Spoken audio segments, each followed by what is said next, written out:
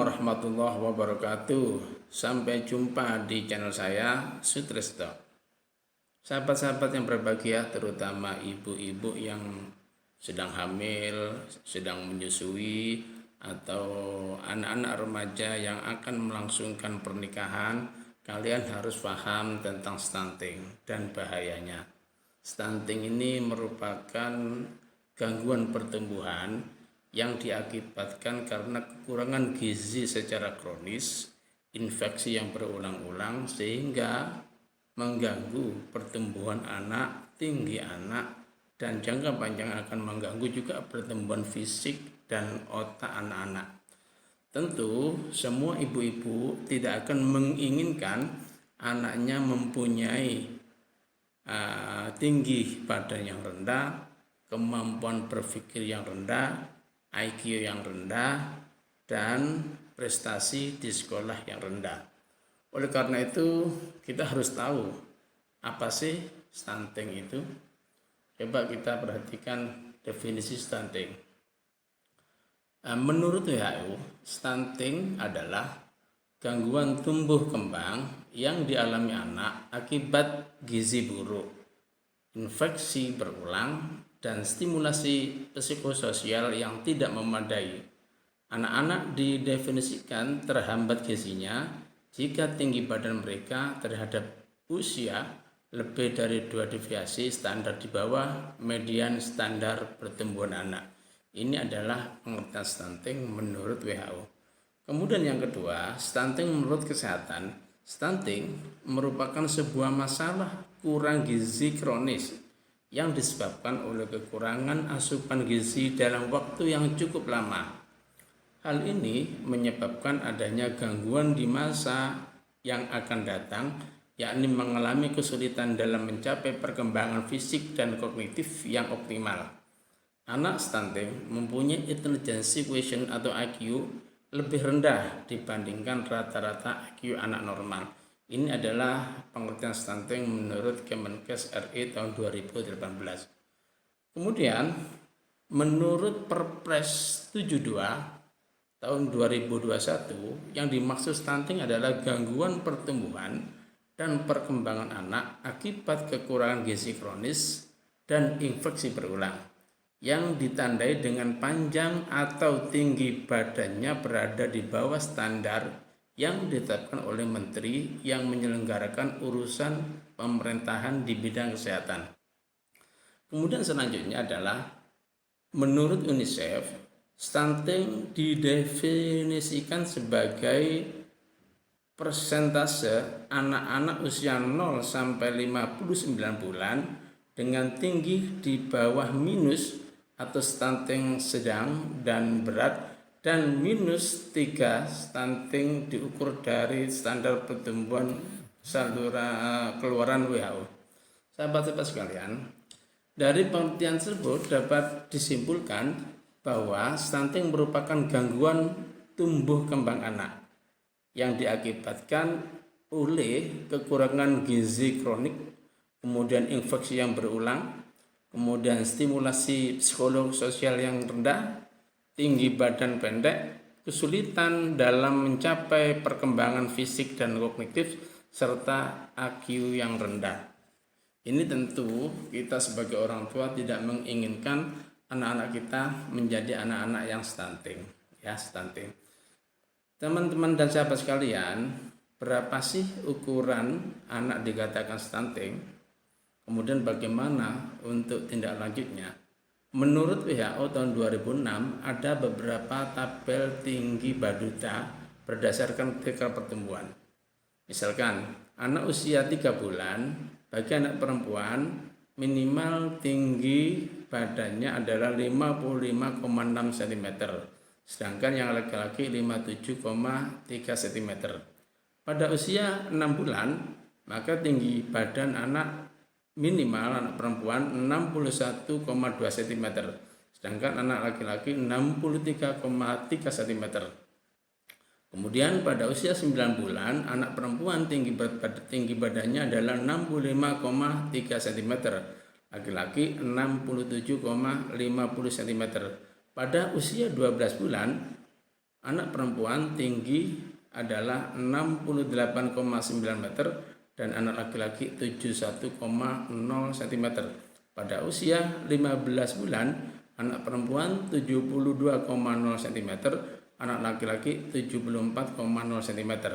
Pada usia 18 bulan, anak perempuan tinggi badan 74,9 cm, anak laki-laki 76,9 cm.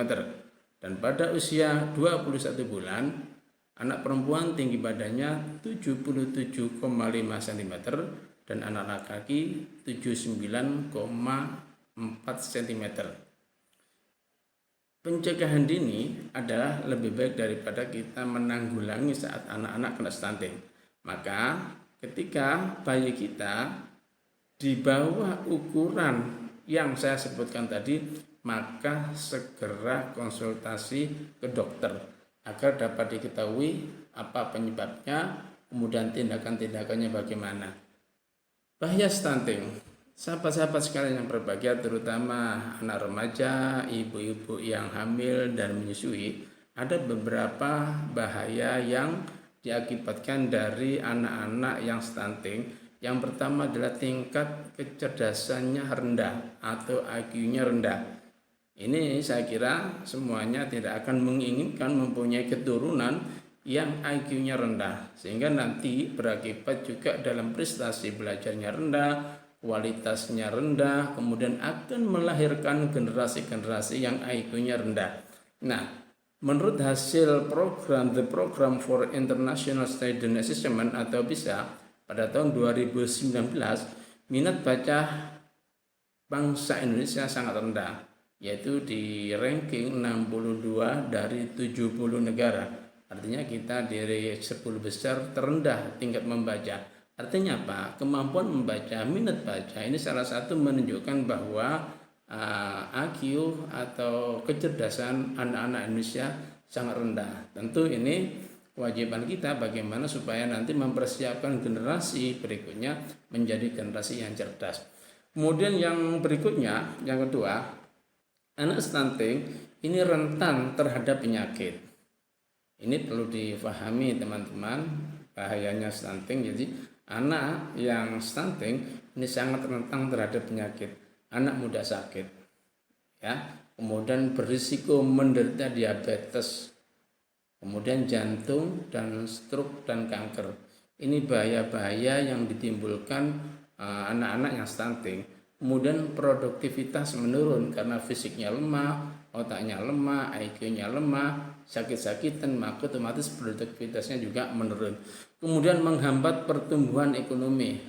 Tentu saja ini karena memang sumber daya manusianya rendah, sehingga bisa menghambat pendapatan pekerja dewasa hingga 20%. Kemudian meningkatkan kemiskinan dan ketimpangan. Artinya apa? Ini akan menurunkan generasi-generasi kemiskinan berikutnya. Jadi kalau kita melihat bahaya stunting, ini kita harus hati-hati, harus waspada. Tentu kita harus mempersiapkan sedini mungkin generasi-generasi kita, anak-anak keturunan kita supaya tidak menjadi anak-anak yang stunting. Coba kita perhatikan, kekurangan gizi tidak saja membuat stunting, tetapi juga menghambat kecerdasan, memicu penyakit, dan menurunkan produktivitas. Yang gambar sebelah kiri, ya, ini adalah gambar anak perkembangan otak anak stunting. Kemudian yang sebelah kanan ini adalah perkembangan otak anak sehat atau anak normal. Kalau kita perhatikan gambar, maka perkembangan otak anak stunting jauh tidak sempurna dibandingkan dengan anak yang normal. Maka anak yang normal jauh lebih sempurna perkembangan otaknya bila dibandingkan dengan anak yang stunting. Kemudian di sebelah kanannya, anak stunting akan mengakibatkan gagal tumbuh. Yang dimaksud gagal tumbuh di sini adalah berat lahir rendah sehingga tidak sesuai dengan seharusnya. Kemudian kecil, kemudian pendek dan kurus, maka dikatakan gagal tumbuh. Ya. Yang kedua adalah hambatan perkembangan kognitif dan motorik. Yang dimaksud adalah berpengaruh pada perkembangan otak dan keberhasilan pendidikan. Ini tentu sangat merisaukan kita semuanya. apabila nanti kita melahirkan anak-anak stunting tentu akan berpengaruh pada perkembangan otak dan akhirnya keberhasilan pendidikannya sangat rendah. Kemudian gangguan metabolik pada usia dewasa. Artinya apa? Artinya akan meningkatkan resiko penyakit tidak menular. Apa penyakit tidak menular itu? Yaitu diabetes, kemudian obesitas, stroke, dan penyakit jantung. Ini adalah teman-teman para ibu-ibu yang sedang hamil, menyusui, dan remaja-remaja putri yang akan menikah. Kita harus paham tentang pengertian dan bahaya stunting. Jika kita memang mengetahui tentang stunting dan bahayanya, tentu kita akan berhati-hati untuk menjaga kesehatan ketika hamil dan menyusui anak-anak.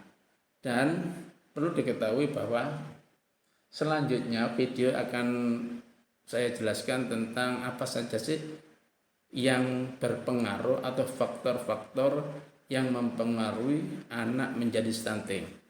Sehingga di video nanti sahabat-sahabat semua, terutama ibu hamil, ibu menyusui, remaja yang akan menikah, memahami betul apa penyebabnya, sehingga nanti bisa dihindari atau dicegah sedini mungkin, sehingga tidak akan melahirkan generasi stunting. Terima kasih, demikian. Assalamualaikum warahmatullahi wabarakatuh.